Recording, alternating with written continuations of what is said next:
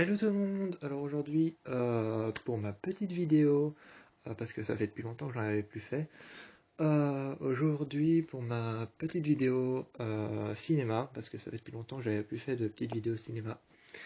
Donc aujourd'hui, on va parler du film Smile, un film qui est sorti en 2022, un film d'horreur, de genre horrifique. Et donc il est sorti en 2022 et je vous avoue que j'avais de l'espoir à aller le voir, à voir ce qu'il avait à dire, à donner. Et donc, avant tout, pour que vous suiviez un peu, je vais donc vous pitcher l'affaire. Je vais vous pitcher l'affaire, je vais vous faire un petit résumé assez court. Rose est une psychanalyste en troubles mentaux dans un asile psychiatrique. Donc Rose, qui est psychanalyste dans un asile psychiatrique, reçoit un jour une patiente qui se plaint de vision, qui se plaint de voir une chose que personne d'autre ne peut voir, et qui se plaint de voir une chose qu'elle conçoit, qu'elle voit, et qu'elle dit expliquer aux autres comme quelque chose qui lui sourit. Donc, jusqu'à ce que cette patiente que reçoit Rose, la psychanalyste, eh bien, mette fin à ses jours lors d'une séance, juste devant ses yeux de manière violente. Ce précédent, Rose, donc, ce précédent va donc voir le meurtre, voir le crime et voir sa patiente morte. Et ce précédent va s'avérer être poursuivi par cette chose qu'elle expliquait être une chose qui lui sourit méchamment. Donc, ce précédent va s'avérer être poursuivi par cette chose qui lui sourit. Elle va devoir trouver pourquoi, comment ça lui est transféré, comment ça lui est arrivé, si ça lui est transféré. Elle va devoir donc trouver comment et pourquoi les gens lui sourient, combien y a-t-il de gens qui ont survécu, et est-ce que c'est bien réel, et quelle est cette chose. Donc concrètement, c'est aussi un film horreur psychologique. C'est un film d'horreur psychologique, et donc ça c'est plus ou moins le pitch. C'est une psychanalyste ou psychologue en hôpital psychiatrique qui est poursuivie par quelque chose qui lui sourit, dont une de ses patientes qui est morte devant ses yeux en se suicidant, est morte de manière violente, et elle est poursuivie par la même chose qu'elle voyait. Je dois vous avouer, j'avais beaucoup d'espoir par rapport à ce film, parce que déjà, petit aveu, j'aime beaucoup les films qui ont envie d'essayer quelque chose, qui ont envie de donner envie de donner quelque chose de particulier, d'exploiter un genre. Et j'ai su dès que j'ai vu la bande-annonce, parce que j'étais trop curieux pour pas aller voir. Dès que j'ai vu la bande-annonce, j'ai vu que Smile avait réellement un truc à proposer, quelque chose que les autres films d'horreur n'ont pas encore et n'ont pas encore exploité. Et donc, je me suis dit, ça va être un chouette film. Je l'ai vu, et il dure 1h55. Et franchement, je l'ai vu. J'avoue que je suis un peu déçu. J'avoue que je suis un peu déçu parce que le genre proposé dans le film n'est pas présent du tout. L'horreur l'est encore moins. Et la psychologie est trop présente, voire même oppressante dans le film. Le film Smile, donc réalisé, mis en scène, écrit et produit par Parker Fane, est donc ce film d'horreur avec une seule actrice principale. Bien sûr, autour d'elle, elle a du monde, mais c'est l'actrice principale du film. Il s'appelle Sosie Bacon. Peut-être que c'est la fille de l'acteur. Comment il s'appelait déjà? Je sais plus. Bon, bref. Il y a un acteur qui a le même nom de famille qu'elle. Peut-être que c'est sa fille. Bref. Donc, il a été produit par. Ça m'étonne d'ailleurs de ça, parce que je croyais que ça allait être fait par Warner Video. Je croyais que ça allait être fait par les studios Warner, mais ce film a été fait par les studios Paramount Players qui ont sorti en 2017 le film Le Cercle 3, qui d'ailleurs, petit index, petite parenthèse sur le Cercle 3, peut-être il y en aura un 4 si le troisième a du bon chez les spectateurs. Bref, revenons à Smile. Smile, qui est un film donc, qui était prometteur, qui avait quelque chose à proposer, m'attirait vraiment. Je sais pas si c'est parce que c'est un film qui était... Enfin ça je viens de l'apprendre en même temps que vous, je sais pas si c'est un film qui est en fait retiré, je sais pas si c'est le film qui a été retiré du court-métrage Laura Hassan Slept en 2020, du même réalisateur, de Parker Fane. Je sais pas si c'est parce que c'est un long métrage tiré d'un court métrage, je sais pas si c'est ça, mais la plupart des films qui m'attirent, généralement, viennent de là. Et j'étais assez impatient de voir ce qu'il donnait. J'avoue que le film Smile est très tendancieux, est très caractériel, et vraiment cherche à proposer quelque chose durant toute la durée du film. Mais tu te rends compte que peu à peu, peu le film commence, tu ne trouves pas ce qu'il veut proposer, ce qu'il veut montrer et faire passer comme message. Tu ne trouves pas, t'as beau chercher à travers les scènes, à travers les dialogues, à travers la réaction des personnages, tu ne trouves pas. Donc, par contre, le film, ça c'est la seule chose que je lui attribuerais, est super bien réalisé. La musique est indescriptible au point que je ne saurais vous dire ce que c'est, et elle fait très très peur et ça fonctionne très très bien. Les plans dans ce film sont juste super beaux. Le tout premier plan, d'ailleurs, le tout premier plan spoil un peu l'image, l'histoire, pas l'image.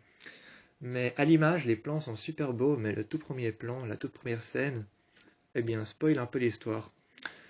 Donc la toute première scène, c'est en fait une grande vue d'encadrement sur une ville, une grande vue en plan large sur une ville, une grande vue en encadrement, qui va se rapprocher d'une fenêtre qui est donc une fenêtre de l'hôpital psychiatrique en question. Et on se rapproche, on se rapproche, on se rapproche, et plus on se rapproche, on voit que tout autour de nous, le plan large rétrécit sur les côtés autant que devant. Tu vois disparaître les bâtiments sur le côté, tu vois disparaître les arbres et les autres bâtiments sur le côté. Tout ce qu'il y a en dessous autant que ce qu'il y a au-dessus disparaît et tu vois le plan mais réellement rétrécir et la caméra s'approcher de la fenêtre. Jusqu'à encadrer les extrémités à chaque côté de la fenêtre, jusqu'à encadrer les extrémités. Et lorsque la caméra aurait cadré aux extrémités même la fenêtre, eh bien on va rentrer à travers la vitre. Et ils ont fait un beau truc quand on rentre à travers la vitre. C'est insignifiant, hein, mais c'est super beau, je trouve. Quand on rentre à travers la vitre, tu as un reflet de l'extérieur. Donc quand tu rentres à travers, tu vois un peu l'intérieur avec un teint estompé. Et de l'extérieur, quand tu passes à travers la vitre avec le champ de caméra, tu vois un reflet de l'extérieur teinté sur le reflet de l'intérieur. Et une fois à l'intérieur, c'est ça que je vous disais par rapport au fait que tout étouffe le film. C'est justement la scène de départ qui étouffe le film et qui vraiment montre qu'en fait tout va être reposé non pas sur l'horreur mais la psychologie. Et c'est ça qui montre vraiment que tout va reposer sur la psychologie et les troubles paranormaux. Donc les troubles, pas les troubles, pas les troubles paranormaux mais les troubles dissociatifs de l'identité, donc les TDI. Les TDI, notamment troubles dissociatifs de l'identité ou alors troubles de la connaissance. Mais donc voilà, tout ce qui est un peu comme de la démence ou de la psychose. La démence, la psychose, l'oppressement, la protection, la peur, la haine, et ben, tout ça va être exploité dans le film vis-à-vis d'une force surnaturelle qui apparemment prend l'apparence d'un humain, mais ce que j'ai trouvé dommage, c'est que dans tous les films psychologiques où il y a une force surnaturelle qui a une apparence quelconque, qui est une force surnaturelle, Eh bien, ce que j'ai trouvé dommage, c'est que durant tout le film, ils disent que cette force prend la forme de quelque chose, d'un être que tu aimes bien, d'une personne que tu aimes bien, de ton entourage, pour s'approcher de toi et te martyriser. Ce que j'ai trouvé très dommage, c'est que la force elle-même, la force surnaturelle de ce film, n'a pas de physique quelconque, n'a pas de forme humaine ou encore moins humaine, mais une forme à elle. Elle n'a pas de forme charnelle à elle-même, c'est juste une force qui traîne dans l'air, comme ça dans l'atmosphère. C'est juste une force surnaturelle qui traîne dans l'air, dans l'atmosphère, et qui prend vraiment en possession le corps de la personne qu'elle veut hanter pour pouvoir approcher Rose, qui est son martyr. Eh bien, c'est très bien fait pour le coup, la force qui rôde dans l'air, qu'on ne voit pas sous une forme réelle, et qui prend le corps d'une personne importante aux yeux de Rose pour pouvoir s'approcher d'elle et s'emparer d'elle comme un hôte. Donc ça c'est très bien fait, et surtout maintenant je vais partir sur la musique. Comment expliquer la musique? La musique, tout au long du film, c'est un silence où on peut entendre des échos qui sont successifs et qui apparaissent vraiment comme quand on est sous un pont et qu'on remarque qu'il y a un écho qui arrive soudainement, comme quand on jette une pierre dans l'eau et que c'est sous un pont et qu'on entend le bruit de la pierre arriver dans l'eau se refléter à travers l'écho et faire ce genre de... Eh bien, ce genre de bruit comme ça qu'on entend quand une pierre tombe dans l'eau et que ça résonne à travers de l'écho, c'est la bande son de ce film. Et je peux vous dire que franchement, cette bande son, c'est la seule chose dans le film que j'avais pas vu venir parce qu'elle est terrifiante. Elle est terrifiante, elle a ce côté d'être très légère et très peu présente, mais à chaque fois que tu l'entends, tu as l'impression que ça vient de partout autour de toi et que c'est vraiment très peu présent, mais très proche. C'est ça qui est horrible dans ce film.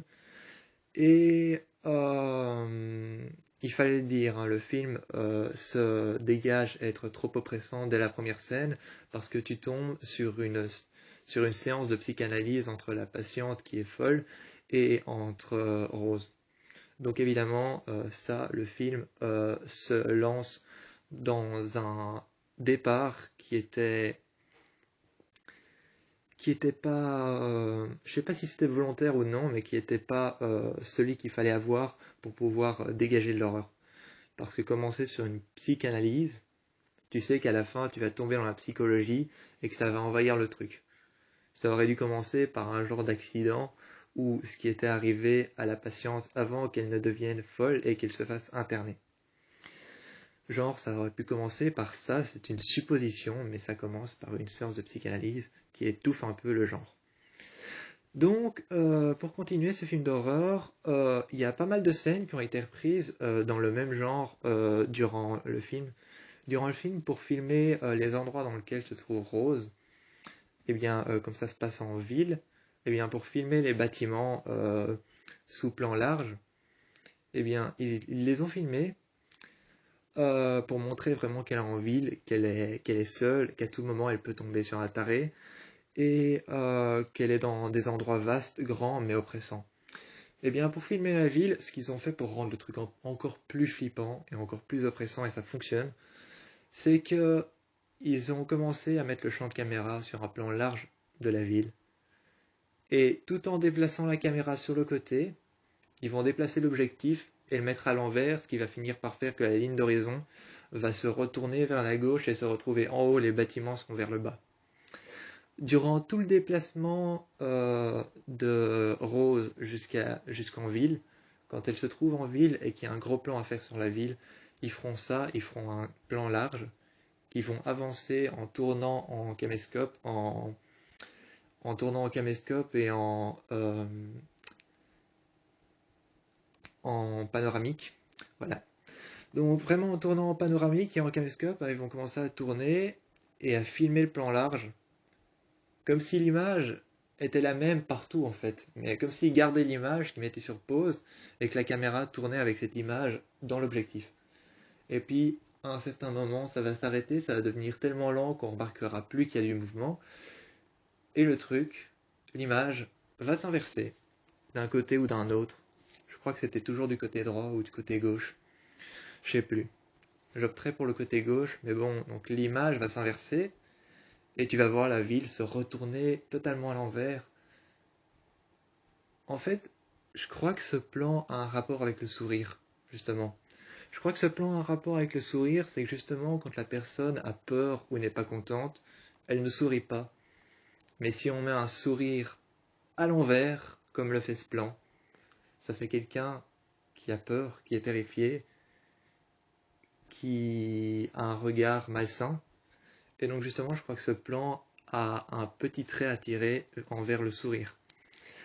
Mis à part ça, la mise en scène est géniale, le film est super, mais le truc qui fait en sorte qu'il ne vaut pas le coup d'être regardé, même s'il a été nominé au festival du film d'horreur et du film fantastique en 2022, donc cette année, eh bien, même s'il a été nominé et présenté, pour moi, il ne vaut pas le coup d'être regardé parce que sur 1h50, il y a sur 1h50, il y a au moins 4 jumpscares avec un sourire, dont plus ou moins la moitié des autres ne sont pratiquement pas crédibles ou alors pas logiques.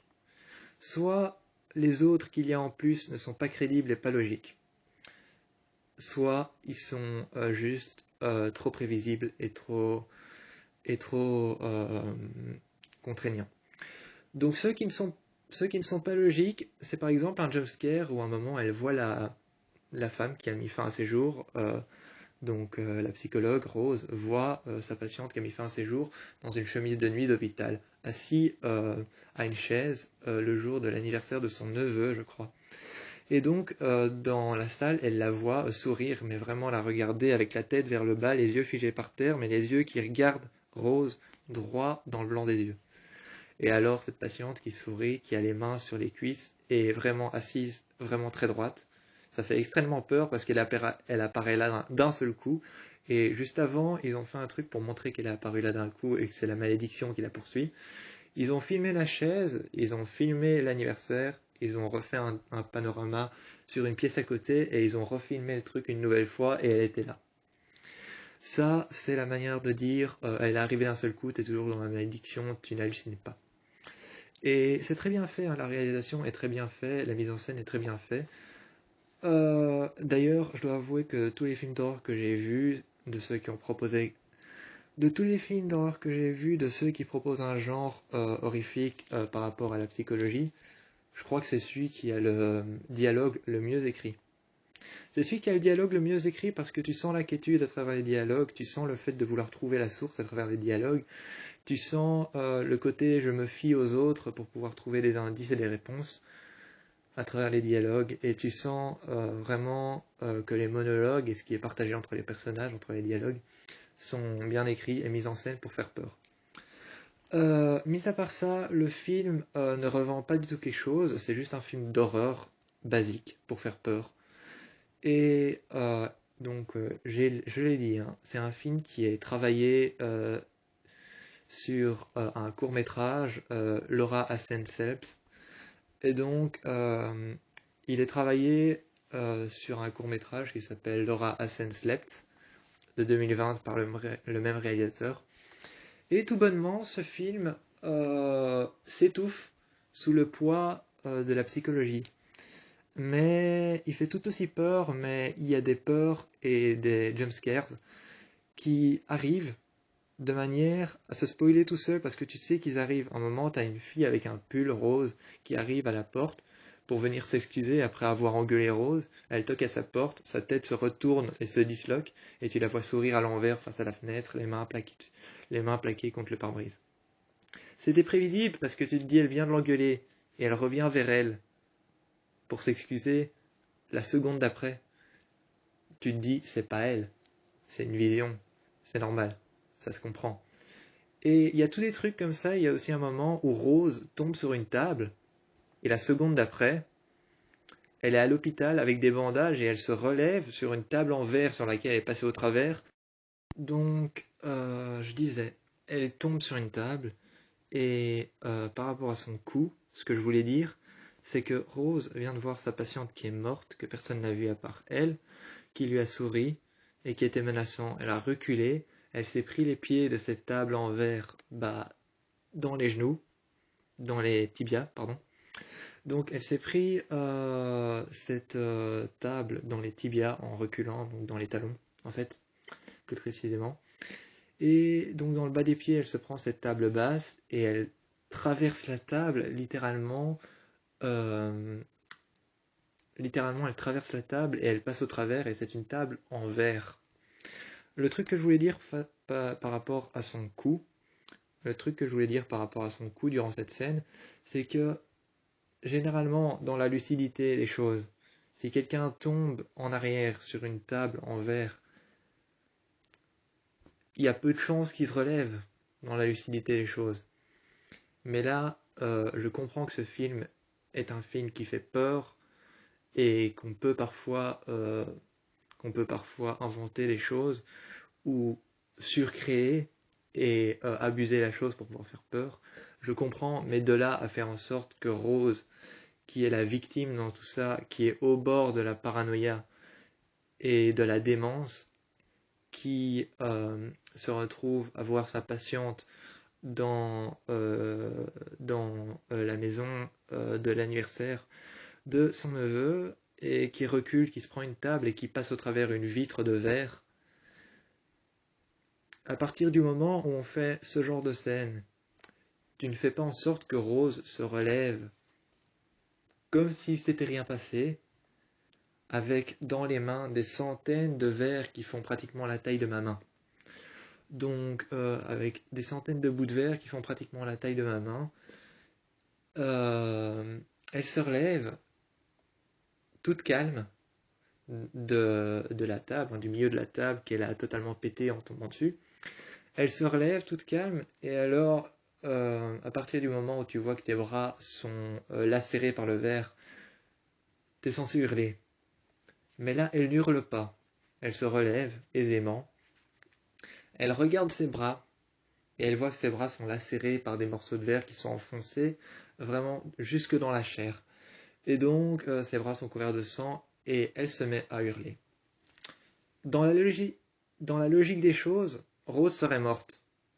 Dans toute logique des choses, Rose qui passe à travers une vitre, elle serait morte. Un bout de verre lui aurait tranché la gorge ou lui aurait tranché la nuque. Mais quelque chose serait passé par là pour lui couper quelque chose qui serait important dans l'être humain pour pouvoir le faire vivre. Et donc, il y a ça qui est pas logique. Et surtout le fait qu'elle se réveille avec des bouts de verre dans le bras et du sang qui coule de partout. Et ces bouts de verre qui sont aussi grands que sa main à elle, qui sont enfoncés dans son bras. Elle les regarde, elle hurle, mais à partir du moment où tu vois un bout de verre qui est enfoncé jusque dans la chair très profondément, qui fait la taille de ta main et qui est enfoncé dans ton bras, il y a de fortes chances que ça ait touché le nerf radial. Et le nerf radial, c'est le nerf le plus important du bras. Donc, il y a de fortes chances qu'elle ne sache plus utiliser ses bras et que ça ait touché le nerf radial. Là, non. Elle se retrouve, la scène suivante, le lendemain, la scène suivante, elle se retrouve avec 2 bandages au bras, comme s'il ne s'était rien passé. Elle se retrouve avec 2 bandages au bras, comme s'il ne s'était rien passé. Et à partir de là, elle va commencer à sombrer dans la démence, à voir des gens qui sourient partout. Et il y a des tours de passe-passe quand même qui sont bien joués, comme par exemple, elle va chez sa psychanalyste, sa psychanalyste à elle, donc Rose qui est psy, va chez sa psy à elle, et pendant la séance, t'as la psy qui écoute tout ce qu'elle a à dire sur cette malédiction et qui lui dit « Et vous, Rose, qu'est-ce que vous en pensez ?» T'as Rose qui se relève, qui essaye de lui expliquer, et qui est vraiment avec les mains sur la nuque, la tête vers le bas, cachée par ses cheveux, et alors on peut la voir de profil, mais on la voit pas parce qu'elle est cachée par ses cheveux. Elle tient sa nuque et alors elle se relève, elle lâche ses mains, elle est toute tremblante, et elle commence à expliquer qu'elle voit quelque chose qui lui sourit. Et juste après le fait d'avoir relevé sa tête, tu vois que la psychanalyste en face d'elle lui sourit et commence à répéter «Et vous, Rose, qu'est-ce que vous voulez?» Et puis elle lui plaque vraiment, il y a il y a quelque chose qui est travaillé sur le sourire. Mais c'est un sourire haineux, c'est pas un sourire comme quand on vous dit cheese, on fait une photo. Non, c'est pas ça. C'est juste un sourire haineux, vraiment un sourire qui reflète la mort de son prochain, qui reflète la haine et la vengeance. C'est un sourire haineux. Et donc, je crois en fait c'est ça que le message que le film veut faire passer comme message. Je crois que c'est ça le message dans le film, c'est qu'il y a différentes sortes de sourires et qu'il ne faut pas les confondre. Il y a le sourire haineux qui menace vraiment la personne. Il y a le sourire que vis-à-vis des gens on a tous les jours. Et il y a les sourires méchants comme ceux qui sont narcissiques, ceux qui sont ironiques, ceux qui sont mais vraiment toutes ces choses-là. Le narcissisme, l'ironie, le sarcasme, ces sourires-là, eh bien, c'est vraiment des sourires mauvais. Ensuite, il y a le bon sourire, celui que tout le monde a tous les jours. Et je crois que c'est ça que le film veut faire passer comme message. Et donc, pour en revenir aux scènes qui sont un peu absurdes, je trouve que le fait d'avoir fait en sorte que, littéralement, de manière charnelle, la force surnaturelle ne se dévoile qu'à la fin dans un incendie est, euh, est pas assez montré en fait, parce que faire en sorte qu'il ne se dévoile qu'à la fin, euh, faire en sorte que la force ne se dévoile qu'à la fin sous forme charnelle, c'est pas assez montré, et en fait, ce qui est dommage, c'est que le film s'arrête à partir de cette scène quand elle est dévoilée. Le film s'arrête à partir de cette scène dans un incendie quand elle est dévoilée. Et le truc dommage, c'est que comme la forme surnaturelle, la force qu'on a, qu'on a vue, qu'on a entendue, qui nous a poursuivis durant tout le film, n'a jamais montré son apparence pendant 1h55, et que derrière les 2 minutes restantes du film, on va dire, 5 minutes peut-être, derrière les 5 minutes restantes du film, à la fin, je veux dire, il dévoile la vraie apparence de cette forme, de cette force surnaturelle. À la fin, il la dévoile, et comme on voit la forme charnelle de cette force surnaturelle, bah, le spectateur, évidemment, qu'est-ce qu'il va vouloir quand il verra la force surnaturelle sous forme charnelle?